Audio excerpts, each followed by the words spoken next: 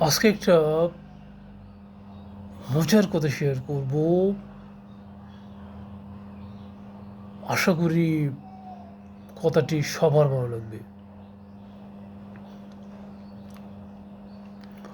সমস্যা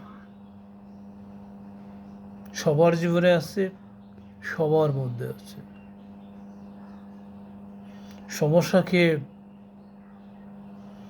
লাঘব করার জন্য কিছু পন্থা অবলম্বন করতে হয়। এই কৌশলটা সবাইকে শিখতে হবে, জানতে হবে, বুঝতে হবে। এই কৌশলটা আমার কাছে আমি এভাবে প্রকাশ করি। নাম আমার সৈয়দ হাসান। দিতে পারি সব সমস্যার সমাধান। আল্লাহ হাফেজ।